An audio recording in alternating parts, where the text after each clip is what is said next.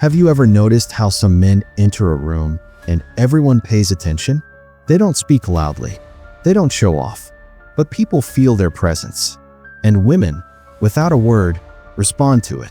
Then there are others who get the opposite reaction. They mean well, but something about them feels off. They talk, but no one listens. They try to impress, but end up making others uncomfortable. The difference isn't wealth or looks. It's not about status. It's about what a man radiates from within. A quiet authority versus quiet insecurity. You can't fake one or hide the other. Today, you'll learn 3 behaviors that destroy respect, and you'll see how Stoic philosophy gives you the exact tools to eliminate them. If you understand this, you'll stop chasing validation and start commanding presence. Number 1. The illusion of control. Picture this. A man meets a woman he genuinely likes. At first, everything feels natural. The conversations flow. The connection builds. But then, something shifts. His mind starts to calculate. He worries about what to say next. He checks his phone too often. He starts to chase the outcome instead of living the moment. He tells himself he's being attentive. In reality, he's losing control of himself. He begins to text too much. He overexplains. He compliments excessively, hoping to earn a reaction. When she takes time to reply, he feels anxiety rise. He tells himself he cares, but what she feels isn't care. It's pressure. It's control disguised as affection. This is the first and most common trap men fall into, confusing desire with attachment. The Stoics called it the dichotomy of control. You can only control your thoughts, your actions, and your effort. Everything else, including how someone responds to you, lies outside your control. The moment you try to control another person's reactions, you lose your own stability. When a man's sense of worth depends on a woman's attention, he surrenders his inner peace. His emotions swing between validation and rejection. He stops being present and starts performing. He wants to be seen instead of being grounded. Women notice this instantly. They don't feel strength, they feel instability. An attraction dies quietly. A Stoic man understands this truth deeply. He leads with intention, but without expectation. He offers genuine attention, not to gain approval, but because it reflects his character. Then he releases the outcome. Whether she reciprocates or not, his sense of self remains untouched. This emotional detachment is not coldness. It's composure. It's knowing that your value isn't determined by anyone's reaction. It's the discipline to stay centered in your own frame while the world tests your patience. Ironically, this calm indifference becomes magnetic. Women feel drawn to it because it signals inner authority. The Stoics taught that freedom begins where control ends. When you stop grasping for outcomes, you gain power over yourself. And that quiet power is what separates a man who attracts effortlessly from a man who repels without realizing it. Number 2. Living in the echo of past glory. You've seen this man before. He brings up his old successes in every conversation. The business he built, the women he dated, the people he used to know. At first, it sounds impressive, but the more he talks, the more it feels like he's stuck. Every sentence starts with "back then." Every story ends with the same message: "I was important once." This is the trap of past glory. Living in the memory of who you were instead of proving who you are now. The echo feels comforting, but it also hides decay. When a man builds his identity on achievements that no longer exist, he stops growing. He starts to demand respect instead of earning it. The Stoics warned about this illusion. Marcus Aurelius wrote, "Fame is a clattering of tongues, a thing of no value." Seneca said that pride in yesterday blinds you to what must be done today. The man who lives in his past forgets that strength is tested in the present moment, not in memory. You can see it in his behavior. He interrupts to tell stories that no one asked for.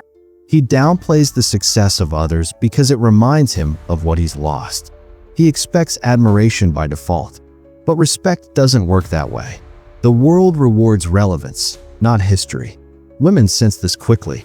They don't see wisdom, they see stagnation. Not because he's older, but because he stopped evolving.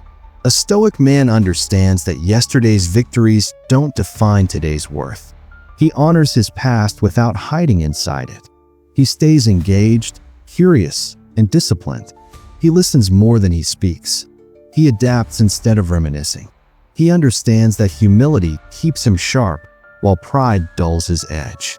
When you let go of the echo and return to presence, your energy changes. People feel it. Women notice it. You're no longer seeking validation from old stories. You're writing new ones. True confidence comes from progress, not memory. And that quiet progress is what keeps a man's respect alive long after his youth fades. Number 3. Emotional reactivity. You can spot it immediately. A man who seems calm until something small goes wrong. The waiter brings the wrong dish. Someone cuts him off in traffic. A woman he likes doesn't text back. In seconds, his mask drops. His tone hardens. His face tightens. The calm he once projected disappears. That single moment ruins everything he built. People stop trusting his composure. They see that his peace was only an act. True confidence isn't tested when things go right. It's revealed when things don't. Seneca called anger temporary madness. Marcus Aurelius wrote, "You have power over your mind, not outside events." Both men understood the same truth. When you let emotion dictate your response, you lose control of yourself. You trade strength for impulse. A reactive man lives as a slave to circumstance. His mood depends on what happens around him. He blames others. He justifies his outbursts. But behind every burst of anger is fear. Fear of losing control. Fear of not being seen. Fear of appearing weak. Ironically, that fear is what makes him weak. A Stoic man sees emotion for what it is, data, not command. He feels irritation but doesn't act on it. He pauses. He breathes. He thinks. He chooses his response with precision. That pause is where power lives. The more disciplined your reaction, the stronger your presence becomes. This practice is called apatheia, not emotional numbness, but mastery. It's the ability to feel deeply without being ruled by feeling. The man who lives this way becomes stable in a world built on triggers. People sense it immediately. Women feel safe around him because he's predictable in his calm. Men respect him because he doesn't lose his center. The truth is simple. Life will test you. People will provoke you.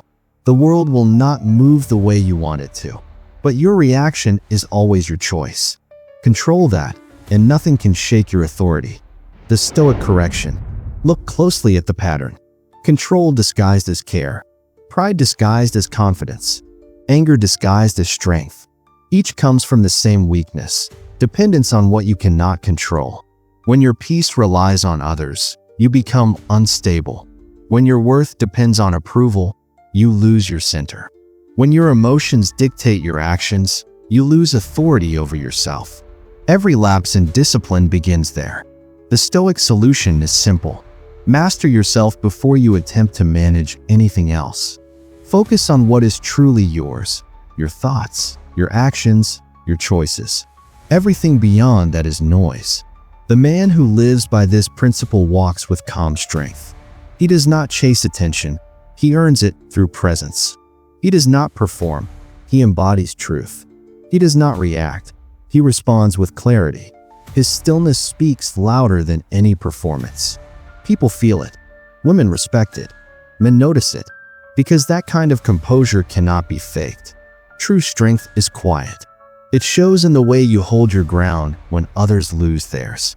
It shows in the way you breathe through tension and stay anchored in reason. The man who owns his emotions owns his life.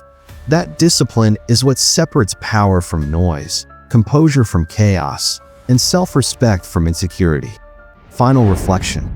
You don't need tricks or tactics. You don't need to fake confidence. You need inner control, discipline, awareness. When you stop chasing control, you gain peace. When you stop clinging to the past, you gain presence. When you stop reacting, you gain strength. This is the core of Stoic masculinity.